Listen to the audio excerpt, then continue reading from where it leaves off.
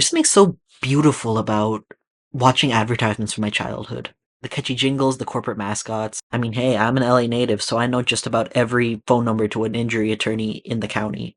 Because I'd watch these commercials in between reruns of the Jerry Springer show and The Price is Right. Ah, yes, even at the ripe age of 8 years old, I'd be sitting on the couch waiting for my daytime television debut, preferably winning a new car with a built-in DVD player instead of duking it out with my ex-girlfriend and her new man. I just thought I should clarify. When I was actually watching television that I was the target demographic for, the commercials were so lively and fun, so colorful and just out there. A lot of aspects of these commercials are burnt into my head to this day. My personal favorite commercials were the 30-second or so ad spots on like PBS Kids for Chuck E. Cheese.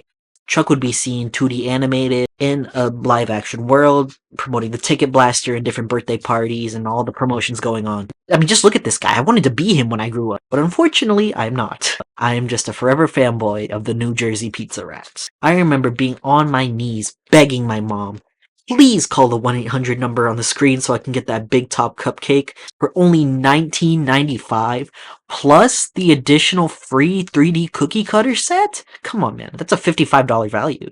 I actually ended up finding the whole Big Top Donut set at a thrift store back in 2020. Did not live up to the hype. It was just a bundt cake, basically. So maybe my mom had some sense in not calling the number. So I grew up with two older brothers, and we surprisingly didn't fight over the remote too much. We tended to agree on just watching Cartoon Network, Teen Nick, Nickelodeon, or Palladia. The drastic change from the commercials of Nickelodeon to Teen Nick, that was wild. Never in my life had I seen a Tampax commercial till I switched the clicker to Teen Nick. We can't forget about Education Connection either. That song has been in my head for at least 15 years. While I was busy humming the little jingle, I didn't go to college. Some commercials even became inside jokes with my family growing up. I specifically remember a commercial for Oreo straws. It's a little boy drinking milk out of an Oreo straw, and an elephant tries to do the same thing. The boy bites the straw, and the elephant throws a tantrum, leading the boy to say, "Oh, grow up, Brandon." That grow up Brandon was a thing in my house for so many years. I mean, as lame as I think capitalism is, it's just, I can't help but love advertisements and advertising. But what makes a really good commercial, especially for a product at a younger demographic, well, that is a good mascot. Take, for example, McDonald's. You all know, I'm sure, Ronald McDonald and the rest of the McDonald Land gang. Ronald McDonald was discontinued in advertising around 2010, and in his place was Happy the Happy Meal. He was seen as just another Minions clone, a scary one at that. But Happy the Happy Meal, he's been talked about to death. What I don't see is people talking about the Funky Farm. Fruit and dairy, let's go try it. They went to McDonald's for a treat. They had milk to drink and they had fruit to eat. Now Goat thinks he's as strong as an ox. If only we could get him to stop eating the box. There's a boy named Ferris, a goat, a dinosaur, a dodo bird, an ant. These ads were more for the public to see. Oh, McDonald's, it can be healthy for kids. Just get a milk jug or some apple slices instead. I don't think that's particularly true. 28 of these commercials were made to advertise different Happy Meal toys, and sometimes the ads are just standalone, no Happy Meal ad at the end, just promoting healthy eating. The one I remember most is when they advertise the books in the Happy Meals, because who the hell wants a book in a Happy Meal? And honestly, maybe that's why they failed. While on the topic of McDonald's, the food in advertising was so damn good looking. And if we're talking older commercials, the price, oh my god, the price made the food look even better. Do you remember when beefy 5-layer burritos at Taco Bell were less than $1? I do, and I miss her. One ad campaign for a fast food chain that scarred me as a kid was the Hang In There Jack ad campaign. And that was, essentially, it was a Super Bowl ad where Jack of Jack in the Box gets hit by a bus and he's blacked out on the ground. He's in a coma. And everyone's like calling 911. He's in a hospital for a majority of these commercials. His second in command, Phil, is trying to take over the Jack in the Box company, renaming it Phil in the Box.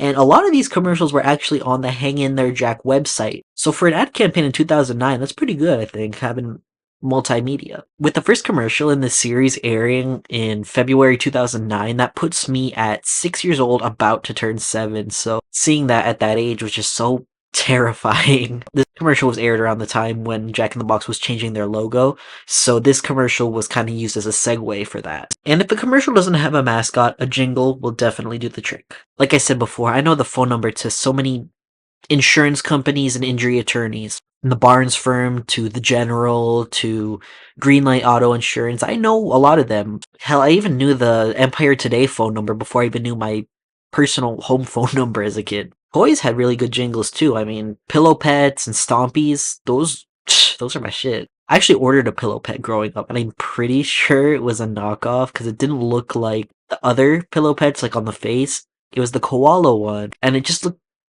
distinctly different than the other Pillow Pets. ESAs were also scary as hell.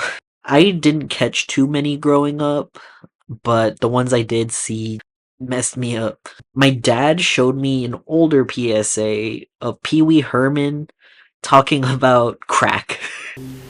This is crack. Rock cocaine. And it just scared me because why the hell does Pee Wee Herman know what crack is? And why does he have it in his hand? Like, I guess it kind of makes sense. I'd also always see the anti-smoking ads on Teen Nick, and those are the ones with, like, people peeling their skin off and yanking their teeth out, and those were nasty. Did they stop me from smoking, though? No. All in all, commercials definitely set out and did the job they were supposed to. If I started watching TV from such a young age, and now I'm in my early 20s, still talking about the ones from my childhood. They got the name out there, and they stuck. With the products advertised, I still want a good chunk of them, so... As seen on TV product review, anyone? Probably.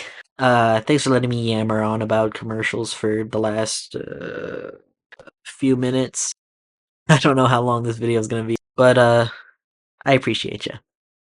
Have a good day.